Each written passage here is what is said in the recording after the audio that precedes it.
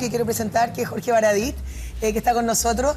Y en su primer libro, La historia secreta, él me gustó mucho su prólogo que dice cómo uno finalmente construye la historia. Que la historia finalmente es como un cuento que uno lo construye de una manera finalmente no azarosa, sino voluntaria. Entonces, como esta historia reciente de Chile, que no queden algunos pedazos omitidos, me parece a mí que todo lo relacionado con los crímenes de dictadura no pueden ser parte de ninguna historia secreta, tienen que ser parte de una verdad, digamos, para que Chile pueda, como decía mismo Cheire, construir futuro.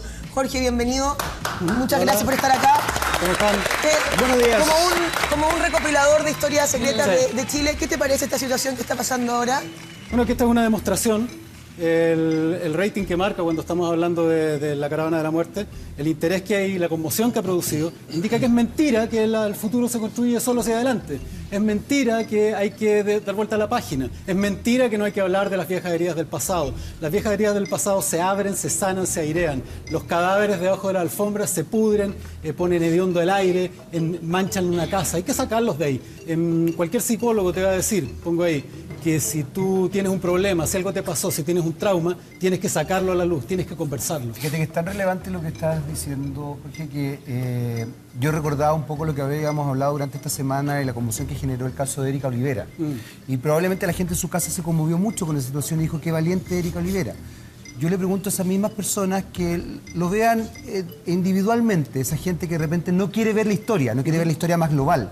Que lo vean individualmente. Les recomiendo, por ejemplo, un precioso documental de Patricio Guzmán que se llama Nostalgias de la Luz, donde uno puede ver la individualidad de las personas, cómo las personas han sufrido la pérdida de parientes, han sufrido violaciones también a los derechos humanos. Hablábamos de los crímenes de lesa humanidad y lo comparábamos con ese caso en particular.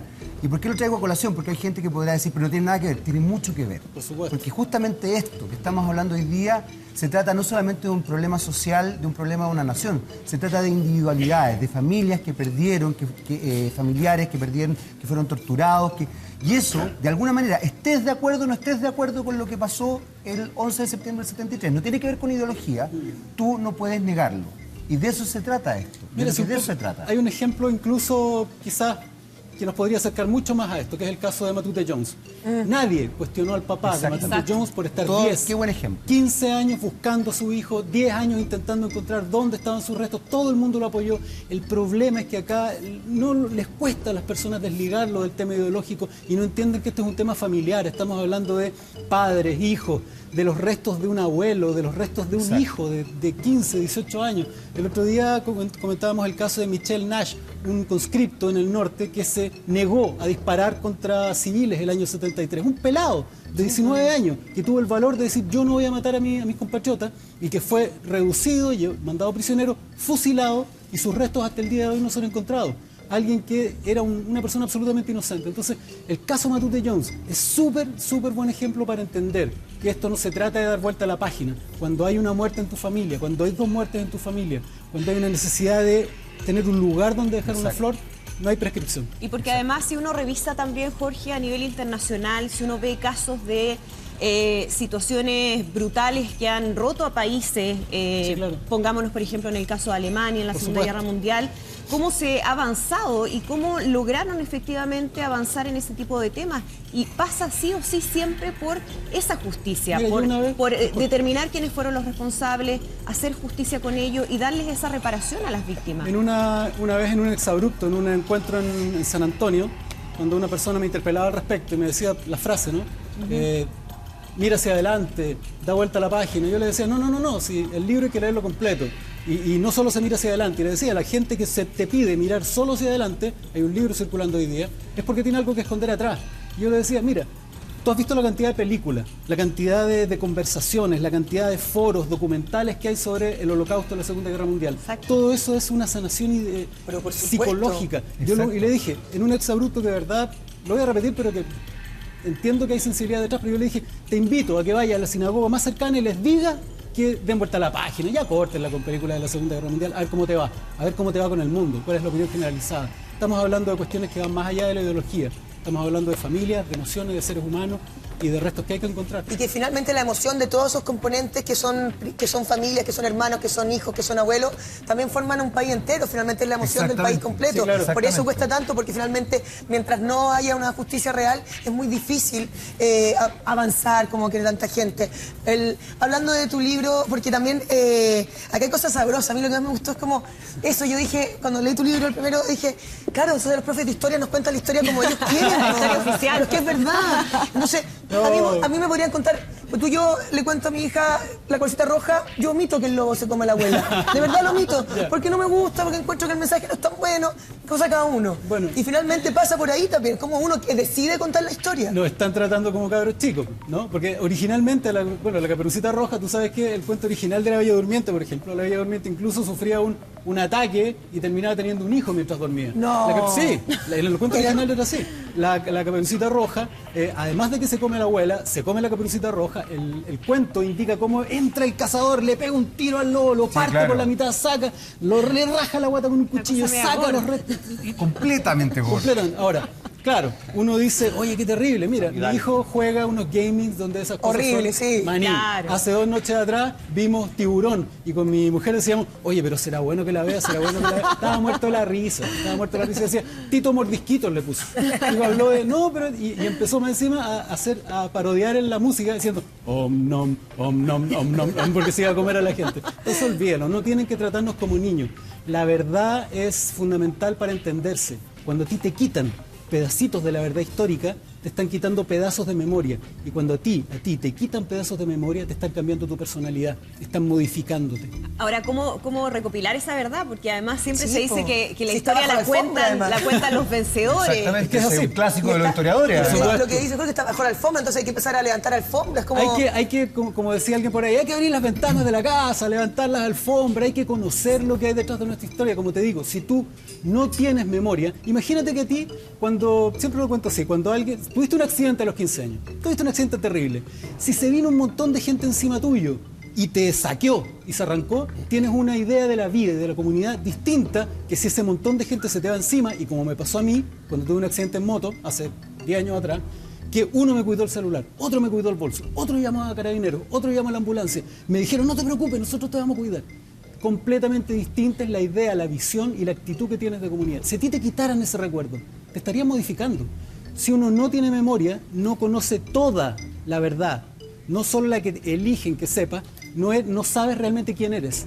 Y si no sabes quién eres, difícilmente vas a poder decidir qué quieres y qué no para el futuro. Y en el sentido de tus libros, acá está O'Higgins con unos lentes oscuros. Muy decidores.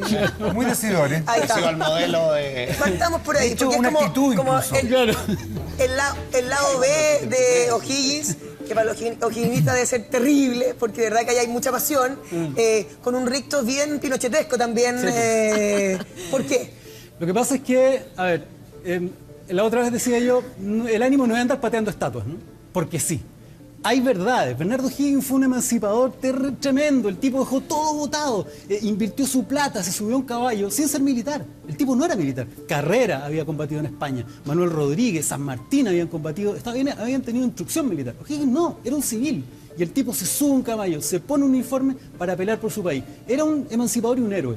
Pero eso no quita que también, una vez en el poder, haya sido un dictador de porquería. O sea, el tipo, en su administración, matan a Manuel Rodríguez, en su administración terminan matando a José Miguel Carrera. Él le paga a gente en Argentina recompensas por la muerte de Manuel Rodríguez, encarga a perseguir a chilenos carreristas. El tipo hace una racia contra sus enemigos políticos.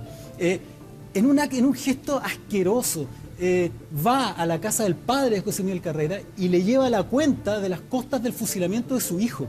Y es ahí donde ese padre se entera de que su hijo fue fusilado. Y no solamente fusilado, José Miguel Carrera le cortan la cabeza y hay una relato oral que dice que también las manos y las entregan como trofeos, ¿no? Entonces, este dictador que le terminan pegando una patada en el poto, con tu permiso, lo echan del país porque ya estaba hasta acá. Ese momento histórico, esa sociedad santiaguina es capaz de distinguir. Y así como dicen, no queremos a este gobernador, a este dictador, a este pequeño monarca, también cuando sale de la audiencia lo aplauden. entienden que se ha comportado como un héroe durante la independencia, pero entienden que es insufrible para el país tenerlo como un administrador. Jorge, ¿cuáles son las cosas que no nos cuentan de O'Higgins en el colegio? No nos cuentan. Lo que pasa es que a nosotros nos quieren construir una especie de mitología. Claro. Son semidioses, ¿no? Yo siempre digo, te muestran a este O'Higgins, hay un monumento en Viña, en 15 Norte, en la Avenida Libertad, sí, donde el tipo mide 1,80 m y le dicen el Superman. O sea, le dicen el Superman porque está parado con un paso hacia adelante, es como kryptoniano, su mentón y todo, y el tipo medía 1,65 m, era regordete, coloradito, se parecía al Verne Núñez. Y en serio, un poco más delgado, pero era parecido. Se ha visto muy chistoso en esos pantalones ajustados blancos. Pero una foto de Verne para que sepan de qué estamos hablando. Y Manuel Rodríguez también, medía 1,60 m, era flaquito, pero era un rocker. Manuel Rodríguez era un rocker. Y el tipo tocaba la guitarra y era el campeón de las fiestas y se llevaba todas las minas y era como muy choro él, era muy egoico y heroico, ¿te fijáis? Pero el problema está cuando queréis construir estos semidioses, estas mitologías, para hacerte sentir orgulloso de ti mismo. Claro, o sea, esas figuras de héroes que no tenían debilidades, defectos ni nada. Absolutamente, ¿no? y lo peor, y lo que consiguen es que tú ya dejes de verlos como ejemplos. Si una de las funciones para el Estado, ¿no?, que busca construir identidad, que busca cohesionar un pueblo, es que estos héroes sirvan de modelo para tu conducta, para que seas tan valiente como Higgins, para que seas tan heroico como Pratt. Pero si tú los ves como semidioses en unos allá arriba en mármol, no los pescas, pero si lo entiendes como el papá de un amigo, como un vecino, como una persona normal que hizo algo extraordinario, en un momento extraordinario, pero sí. ¿Pero ¿quién construye esa imagen? ¿La sociedad, el Estado? ¿Quién la construye? No son ni los historiadores ni los profesores, hay que decirlo. De repente me dicen, oye, pero si mi profe hubiera hecho... Los profes están con una cantidad de problemas, históricamente, están con una cantidad de pega encima, tienen una labor tan apretada, y además ellos les dicen, hay programas estrictos, ellos se tienen que ceñir.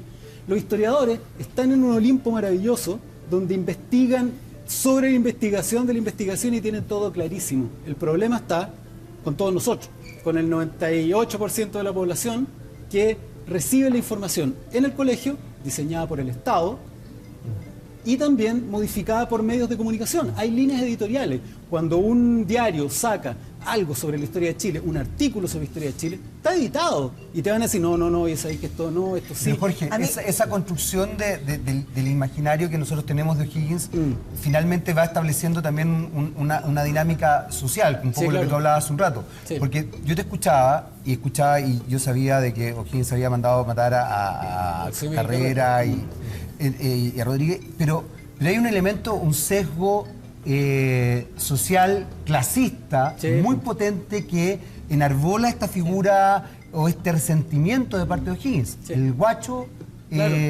¿Y sabes qué es lo curioso del guacho O'Higgins? ¿Sabes qué es lo curioso del guacho O'Higgins? Que es increíble, es increíble. Él era hijo, este gallo era un Luke Skywalker, porque era hijo del emperador, en el fondo era hijo de Darth Vader. Ambrosio O'Higgins era el representante del rey de España. Era el más importante de América, o sea, el virreinato de España, ¿te fijas? Pero sufrió el clasismo de Carrera, Rodrigo. O sea, ahí hay un sesgo. Y el bullying. El bullying, claro. Es muy interesante cuando uno empieza a entender la historia, más allá de que no comparto la tiranía que él ejerció después, pero tú empezás a entender, porque como tú bien decías, Jorge, establece una relación con la sociedad chilena muy... Tú decís...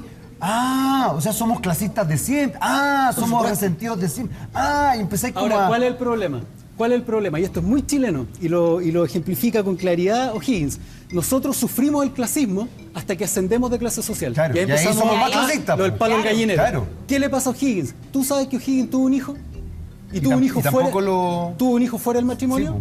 Sí, ¿Y tú sabes que no lo reconoció? Sí. Repitió la historia. Y repitió exactamente lo mismo. Qué loco eso. Con Demetrio Higgins. Y es más, cuando él estaba exiliado en Perú, cuando iban a visitarlo comisiones oficiales, lo escondían. No lo presentaba. ¿Cuál era el problema? Todos los oficiales sabían, todo Chile sabía y algunos se burlaban. Mira, el guacho cómo va. Claro. Porque el guacho Riquelme. Es bien desagradable porque no hay... En este país, además, yo creo que el 70% de las familias son mamá, hijo. Yo fui criado en un momento de mi vida por mi abuela, mi mamá y mi hermana, una familia de mujeres, ¿te fijas? Y la idea del guacho que la desarrolla Montesinos, la Sonia Montesinos, Gabriel Salazar, los chilenos guachos, es una institución, y es parte de nuestra sociedad. ¿Y por qué crees tú que había esta como conexión de Augusto Pinochet con O'Higgins? ¿Conociendo ese lado B o solamente le gustaba la figura más, digamos, de portada de, no sé, de libros de historia? Lo que pasa es que a nosotros nos parece mal que un gobierno sea tiránico, pero hay algunos grupos a los que no les parece nada mal que se produzcan gobiernos dictatoriales o gobiernos semimonárquicos o gente de esta manera. Escuchemos cuando aparece la frasecita mano dura, necesitamos más fuerza, necesitamos... Eso ocurre todavía. Eso ocurre hoy y eso hablábamos un rato. Cruza la historia de Chile. Hay dos ideas que cruzan la historia de Chile que son muy tóxicas. Una, la idea que se necesita mano dura para gobernar este país, y otra que cuando llegue el momento, y sin importar las consecuencias, hay que romper la legalidad y llegar incluso a matar para conseguir la estabilidad y el orden. Este país es orden y patria por la razón o la fuerza, aunque haya que incurrir en las armas. Y eso es una constante en la historia de Chile. Entonces a Pinochet le encantaba la figura de Bernardo O'Higgins, se identificaba con él, lo puso en las monedas, en las medallas, en todos lados. En el Diego Portales, en el edificio, en ese Nuremberg chileno, ¿no? Donde él marchaba hacia sus discursos, atrás decía 1818, o sea, 1810, 1818, 1973. Él hablaba de una segunda independencia. Exacto. El ejército chileno se hace con la espada de O'Higgins. Pinochet es el que termina el templo votivo de Maipú. Hay toda una serie de gestos para identificarse. No, y eso dañó mucho a O'Higgins. Está en tu primer libro. Sí, no le hizo ni un favor. No, ninguno. Está en tu primer libro, esto de la piocha, puede ser, ¿o no? Ah, sí. De que escondía, que todavía no se sabe bien dónde está. No, a ese nivel llegaba la obsesión de Pinochet por O'Higgins. Lo que pasa es que todos los países tienen sus símbolos de poder, ¿no? Tienen símbolos de poder, alguna joya, una roca, algo que los identifica. Es como lo que le pasa a Indiana Jones, ¿no? Que anda persiguiendo el Arca de la Alianza, o después persigue una lanza, estos objetos. Chile tiene tenía objetos con sentido republicano. Uno, la piocha, que es esta estrellita que se pone al final de la banda presidencial. Exacto. Y que cada cambio de mando te cuenta en la historia que ahí exactamente reside el mando, porque es lo que se traspasa de presidente. El símbolo. Claro, eso la banda se la llevan para la casa. Exacto. Cada uno se la manda a hacer. Pero la piocha es la que ha pasado de presidente a presidente desde O'Higgins. ¡Mentira! No, mentira. Dale. La piocha de O'Higgins, que es la que se cuelga, la estrella esta que no es esa. No, esa. Esa se perdió y se destruyó en el incendio de la moneda en 1973. Se perdió para siempre. Destruida. Bombardeo, escombros, lo que sea. Lo que hay hoy, y eso es lo heavy, es una piocha que fue mandada a hacer por Augusto Pinochet. Mira, también. Mira, porque estás confundiendo todavía. en ese afán, te fijas tú, por disfrazarse de presidente, porque originalmente la gente tiene que saber que la Junta de Gobierno iba a ser un gobierno colegiado. Exacto. Donde se iban a ir intercalando, se iban a ir turnando. Bueno, Pinochet dijo, pero yo quiero ser primero, y no lo soltó más. Nunca más. Y después, no contento con eso, dijo, en realidad quiero ser presidente de la República. Y la Junta se opuso. Y hubo un tremendo escándalo y griterío, y con Liz se tiraban cosas, rompieron unos muebles, un vidrio, porque ¿por qué tiene que ver el presidente de la República? El tipo consigue y manda a hacer una piocha. Para tener todos los... Bueno, no solo eso, se manda a hacer un collar como medio medieval, con un medallón, un bastón de mando, impone las capas hasta el suelo, que no existían, que es como Darth Vader, insisto. Y se manda a hacer la piocha. ¿Y sabes qué es lo peor de todo? Lo que a mí más me... El símbolo de la República, el símbolo del gobierno laico, civil, fue mandado a hacer a los talleres que hacían las medallas militares. La piocha, que hoy día es el signo de mando de la República, de los presidentes electos, es una medalla militar, en secreto. Y eso es súper triste. Y lo otro que a mí me llama la atención, que también siempre se esconde el lado esotérico de las autoridades o de las instituciones, como que no, nadie cree en nada, todo así. Y bueno, ahora tenemos este segundo libro, la historia secreta de Chile, número 2. Pero me acuerdo en la primera que a mí de los pasajes que más me gustaron era todo eso, enfermos de esotérico algunos. Lo que pasa es que, tú lo mencionas ahí. Lo que pasa es que esos hechos, que de pronto se dejan de lado en la historia, yo entiendo, la historia tiene esa carga de ciencia, tiene esa carga de deshacerse de las supersticiones, deshacerse de este tipo de situaciones, y la verdad que son parte de la conducta de nuestros gobernantes. Como comentábamos, Bueno, en este libro nuevo hablo de Pinochet en particular, y en ese sentido. Pinochet tenía brujitas. Sí. Pinochet, a una ex alcaldesa, él nombró alcaldesa de Puerto Cisne a una descendiente de italiano que le hacía su carta astral. Y es Federico Willoughby, no es un enemigo, es un colaborador cercano, el que en sus memorias cuenta que Pinochet era capaz de esperar una decisión importante mientras llegaba la carta astral. Pinochet creía en duendes, Pinochet creía en cábalas, estaba lleno de gestos con las manos, contaba Federico Willoughby, y había decisiones que tomaba en función de los astros, los duendes, las influencias y las energías. Recuerden que cuando fue el atentado en el Cajón del Maipo, una de las primeras apariciones en televisión, casi esa misma noche, en televisión nacional incluso, muestra cómo la Virgen del Carmen lo salvó. Pues lo salvó. Y quedó la forma en el vidrio. Y quedó, por los tiroteos, una imagen que él identificaba como la Virgen del Carmen. Yo veía unos 3 tiroteos y algo raro, pero él en una pareidolia identificó la presencia de no cualquier entidad. La Virgen del Carmen es la patrona del Ejército de Chile, es la patrona de la Independencia. También es la luz, es la estrella de la bandera. Ojo, la estrella de la bandera es la luz de la mañana, el lucero de la mañana, es Santa Lucía, ¿no? Santa Lucía, el lucero del amanecer, post tenebras lux. En nuestro primer escudo es después de las tinieblas viene la luz. Venus, que en el horizonte, como lucero de la mañana, anuncia la llegada del sol, de la libertad, del conocimiento. O sea, todo el símbolo que él le estaba entregando con esa visión era... Se está identificando... Claro, es todo lo que yo soy para Chile. Exacto, él se está identificando con Chile. Él primero se identifica con Bernardo Higgins y eventualmente, como todo dictador, termina sintiendo que él es la patria y que lo que le hagan a él o la manera como actúen en su contra se lo están haciendo al país completo, ¿no? En esos delirios que te deja la toxicidad del poder. Ninguna hoja se mueve sin que yo lo sepa. Exacto, Jorge, sí, y otro de los asuntos que siempre se esconden tiene que ver con los líos amorosos, que también podría ser muy entretenido, ¿no? Como una farándula histórica. Pero existía. Pero claro. Claro, bueno, está el caso de Portales en este libro, pero también de Cira. Cuando uno toma, por ejemplo, el caso de la esoteria de Pinochet, está tomando también de alguna manera el análisis de un personaje. Estás diciendo esta persona no era tan segura de sí mismo, no dejaba todas sus decisiones a la racionalidad, sino que tenía esta cosa. El mismo Federico Willoughby lo muestra como un guasito introvertido que termina encarnando, ¿no? Como se habla de Hitler, que el tipo termina encarnando el espíritu de Alemania, habiendo sido un cabo diminuto. En este caso son estos empty vessels, estos cántaros vacíos que encarnan un arquetipo. Entonces, cuando yo hablo de eso, estoy hablando de un periodo y de una cantidad de datos históricos también. No es farándula por farándula. En el caso de Diego Portales, claro, su amor por Constanza, su deseo por Constanza Nordenflich, que era una niña de 15 años. 15 años, cuando él tenía 30.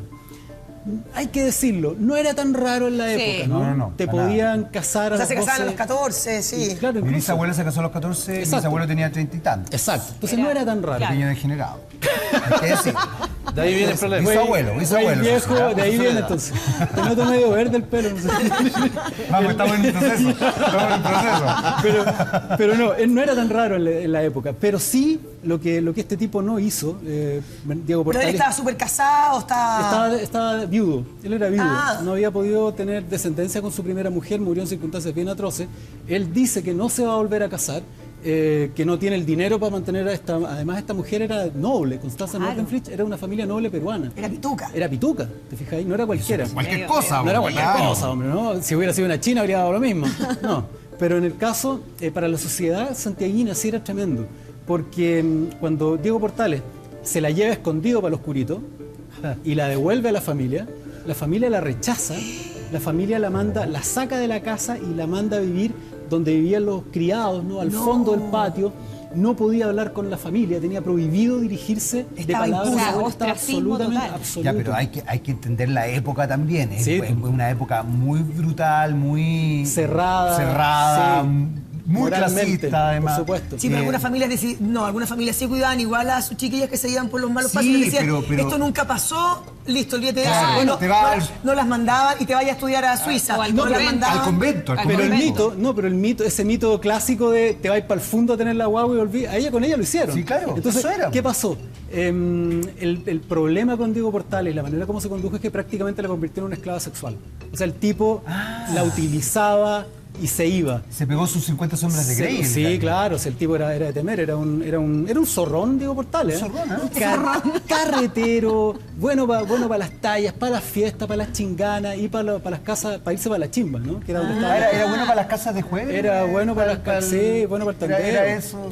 Hay unas cartas, porque él dejó muchas cartas, donde en Perú habla de la manera como hay que conducirse con las mujeres y que hay que tener varias y esto no hay que engancharse. Pero no se cuidaban, entonces puede haber mucha descendencia portaleña por ahí. Sí, bueno, de hecho con ella, si el problema que tuvo ella es que como no era una china y pertenecía a una estructura moral, noble, aristócrata, muy estricta, cuando le hizo su primera guaguita, que Diego Portales no reconoce, la dejó atrapada para siempre. Claro. Porque una mujer noble de 17 años con una guagua solamente se podría haber casado con el papá. Exacto. Imposible que algún otro miembro de la aristocracia chilena la hubiera aceptado en esas condiciones. Entonces, ¿qué hizo Diego Portales? Tenía el sartén por el mango. Claro. La siguió utilizando, siguió llamándola cuando quería, volvió a quedar esperando guagua, no reconocía a los hijos. ¿Cuántos hijos tuvo con ella? Tres a lo largo hasta que le quedó lo que le quedó de vida.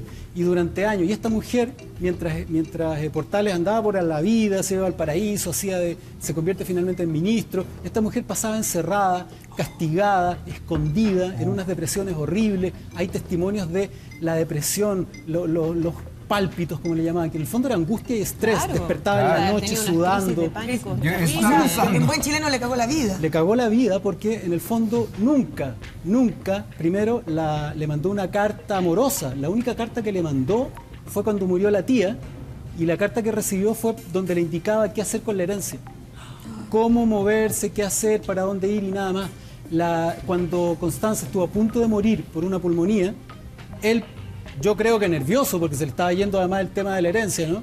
Manda a un amigo, ni siquiera va él, mandó un amigo al lecho de enfermo de Constanza Nordenflit, y con la instrucción que está escrita. Esto no lo cuenta nadie, lo cuenta el propio Diego Portales, una instrucción escrita. Cuando esté dando el último aliento, cásame en artículo mortis con ella. El último, asegúrate que esté muerta cuando hagamos el rito. Se iba a casar. Ahí se iba a casar, cuando ella se murió. Imagínate, ¿no? Antes para que no se recuperara. Pero no murió. Entonces, no se casó. Sí, claro. Qué pena que Constanza no haya tenido como una amiga así, asesora, que haya dicho, una pesca, no sé, o sea, pero como... es que la época, que no podía. Claro, un mentoring. Además, que piensa, estamos hablando de Yo lo hubiera sacado, años. lo hubiera sacado de ahí, fíjate, me lo hubiera ¿Qué le llevado, pasó? me iba a carretear y le Es que no tenía alternativa. No tenía otra opción. Exacto, si lo que tú decís, es que sabéis que de verdad uno no se lo imagina. Yo te contaba lo de mi bisabuela enviudó a los 19 con 3 hijos. Imagínate. Y finalmente mis abuelos se criaron en distintas partes porque ella volvió a su casa y creo que hasta se metió en un convento un tiempo. Claro. O sea, era de verdad otra. No había esa amiga buena onda. No, ni tampoco había la posibilidad que tú hicieras tu vida. Esta mujer, por favor, si la podemos poner en pantalla, la Constanza Nordenflit. Este angelito, este es el único retrato que hay de ella. Este era un angelito de mirada. Mira, ahí está. Unos ojitos de cordero, sí. Una belleza. Esta era la joya, en algún momento la joya de los saraos santiaguinos. Era de una belleza tremenda. Antecedentes holandeses, españoles, limeños. Era una belleza frágil, un venado. Un venado que se cruza pero Portales nunca la quiso entonces, con este vampiro psíquico que era. No, Portales no la quería. Él la quiso poseer y una vez que fue suya es como prometen el dicho que no vamos a repetir. Y mira, ¿sabes qué es lo trágico? Lo trágico es que tuvo 3 hijos con ella. Y hubo un momento en que ella efectivamente pensó que venía el momento en que se iba a casar con Diego Portales. Cuando ya hereda, finalmente se convierte en la heredera, junto con una prima, de una gran fortuna, ella siente que ya no existe ese freno que Portales le dijo que existía, que era, no tengo plata para mantenerte. Oye, pero yo ahora tengo plata, el después. ¿Y qué pasa? Fusilan a Portales.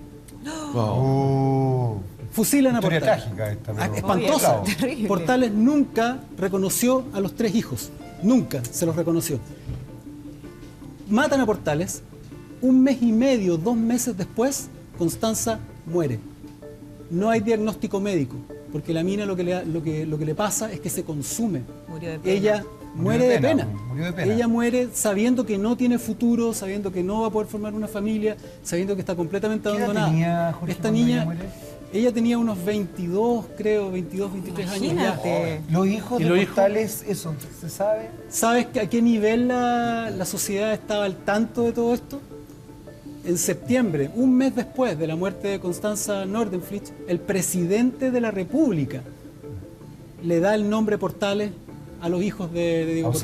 sea, era Vox Populi. Era Vox Populi, era una tragedia aristócrata conocida por todos, era una vergüenza también para la sociedad, que es su Pero máxima recibió figura ayuda del política. Estado en aquella Sí, época, claro, ¿sí? sí, claro que sí. Y ella, los hijos fueron nombrados con el apellido de Diego Portales, y todos los Portales que hoy día se ufanan de su apellido le deben un poco, no a Portales su Claro, genealogía, se la deben al Estado de Chile.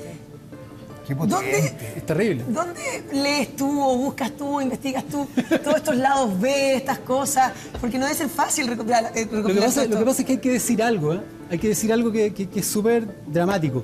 Prácticamente toda la historia de Chile es historia secreta. Porque lo que te enseñan en el colegio, que es lo que finalmente, lo que te enseñaban, ¿no? Porque hoy día hay algunas reformas y se han empezado, sí. han habido cambios en ese sentido, pero para la gente de, yo creo, 30 años para arriba, se queda el resto de su vida con lo que te enseñaron en séptimo básico. Y esa historia es ridícula. Y es mínima. fome, po. Además, Está entretenida. Una pregunta, así como pensando los cruces de esta misma historia, así como a Portales en buen chileno era bien chucheta, dicen que Augusto Pinochet era bien macabeo. más o menos. Hay una mezcla ahí, con Pinochet, pero de eso podría hablar mucho mejor la Alejandra Matus. Sí, con pues. su libro La Señora. La Señora, ahí cuenta Exacto, todo. ahí cuenta Claro. todo, porque, claro, Pinochet era bien macabeo, la señora lo manejaba mucho, ¿no? Dicen incluso que ella fue la que le da el empujón final en una imagen muy de telenovela, ¿no? Que en la noche lo levanta cuando Pinochet titubeaba si participar o no en un golpe, y ella lo lleva a la habitación, le muestra a su hijo y le dice: ¿quieres que ellos sean esclavos en el futuro? ¿No? Y ella lo habría empujado. Ella también se supone que es la que lo empuja a tomar el poder total, porque ella también tenía muchos traumas. Eso ella se dice era mucho. hija de una familia acomodada, y Pinochet era un militar con una pensión más o menos, venía de una familia ahí de Valparaíso, entonces ella tenía mucho drama con esa situación, y ella lo empuja. Hay que pensar que Pinochet, habiéndose subido el día 9 de septiembre al golpe, que esto es algo que la mayoría del país no sabe, la mayoría del país consume la historia del Pinochet, dirigente del golpe, Claro. al cargo del golpe, ideólogo del golpe. Pero el plebiscito era el 12, ¿no? Y Pinochet Pero le dice a Allende que, se supone. o sea, que era el 10, creo. Y dice, no, corrámoslo para el 12, corrámoslo para el 12. Se supone que hay historia al respecto. Bueno, pero es que además Pinochet era muy cercano a Allende, porque eso es lo O sea, que la gente también ha olvidado. Lo que hace Prats cuando renuncia es poner a un militar de confianza. apropiado, de confianza, a proteger en el fondo a Allende. Pero siempre se decía que la señora que está ahí en la pantalla era que finalmente tomaba Que muchas tomaba decisiones. determinaciones O sea, importantes sí, claro a que nivel sí. político. Hay gente incluso que asocia a la señora con Milady en la obra de Shakespeare.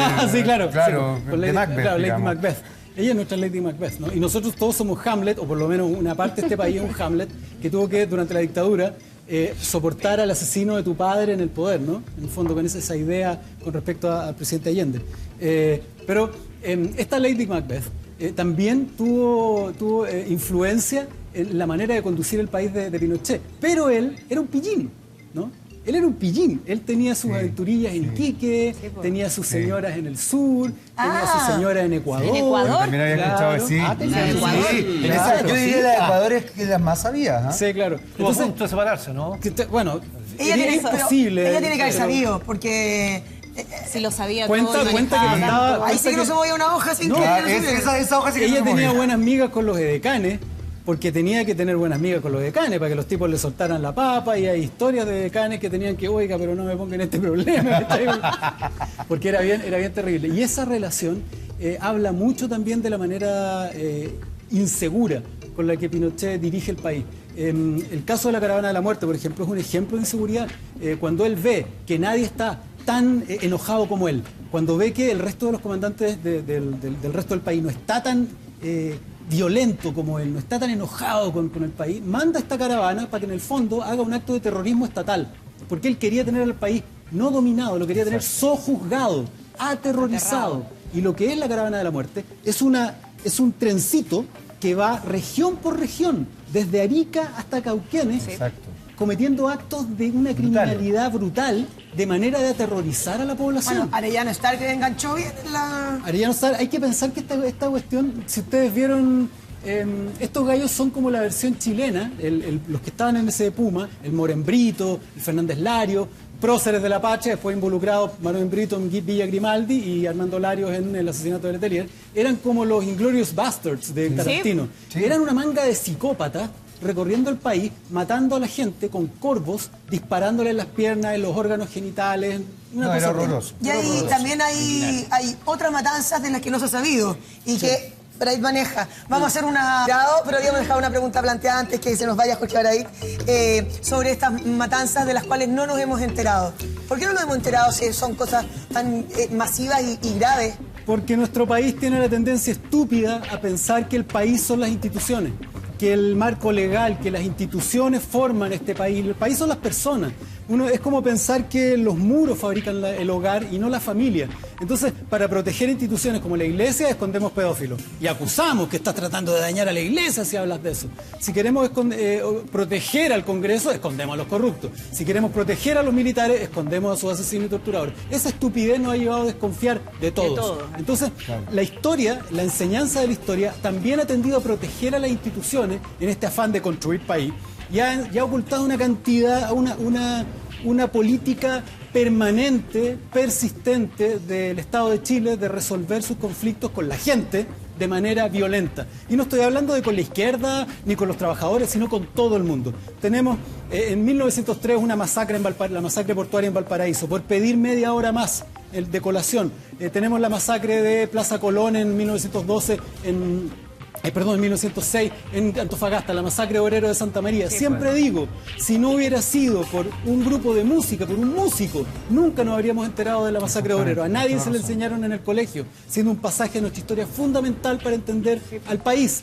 La masacre del Salvador, la masacre de La Coruña, 2000 obreros muertos, los atacaron con cañones. El ejército de Chile los atacó con cañones. Eso es una brutalidad. La masacre del Seguro Obrero en Santiago, a 10 metros de la Moneda. 10 metros de la Moneda, dirigida por el director de Carabineros de la época, Humberto Reagada, que ya 4 años antes había protagonizado una masacre de obreros, agricultores mapuche en Ranquil, en el sector de Lonquimay. Después en el sur, la masacre de Forrahue en Osorno, a comuneros mapuche, la masacre de Pampirigoin durante el gobierno de Eduardo Frei, la masacre de la FOM en Punta Arenas, el abandono y muerte de obreros en Caleta Tortel, Chilote. Chile a veces parece una geografía de la sangre, decíamos el otro día, parece desde el norte al sur una geografía de muerte. A veces cuando leo todo esto, tiendo a pensar que el rojo de nuestra bandera chilena es un mar de sangre y que ese blanco son huesos, y huesos que muchos de ellos todavía ni siquiera se encuentran. El ejército de Chile ha sido utilizado a lo largo de su historia como el brazo armado de la oligarquía, y a cambio han recibido ciertos privilegios, cierto cuidado, y prácticamente, y lo vemos hoy día, están formando una especie de país aparte, con justicia propia, pensiones propias, estados de bienestar propios. Son más comunistas que los comunistas, ¿no? Tienen sistemas de reparto, les pagan todo. Entonces, ese es un tema. Una de las formas de sanar a este país es integrar a las Fuerzas Armadas y regularizar su relación con el pueblo de Chile. No puede ser que tengan ley del cobre, ley reservada, sistema penitenciario propio, cárceles propias. Justicia militar. Justicia militar claro. Propia. Jubilación Sistema de pensiones propia. Eso lo único que alimenta es rechazo, rabia, sentido de injusticia y desigualdad. Hay algo que hacer ahí importante. Jorge, muchas gracias. Ya está, acá está Historia Secreta de Chile 2. La Historia Secreta de Chile 2. La 1 fue como número 1 mucho tiempo, además, así que esperamos que lo vaya igual de bien. ¿Ve que entretenido el profe que les traje, chiquillos? Oye, los quiero invitar, allá, ¿no? Cámara. Camarita amiga. Los quiero invitar para el próximo jueves, 14 de julio, de la Revolución Francesa. Claro. 14 de julio, libertad, igualdad, fraternidad, al lanzamiento de esta segunda parte, al Café Literario del Parque Bustamante. Vamos a estar conversando, vamos a estar firmando. Los invito a todos. Muy bienvenidos. Y a comprar el original. Ya comprar el Sí, original. vamos a comprar el Oye, original. ya está pirateado y comprar el original. Exacto. Ya, pues. Muchísimas Muy bien. gracias, porque es muy bien. Oye,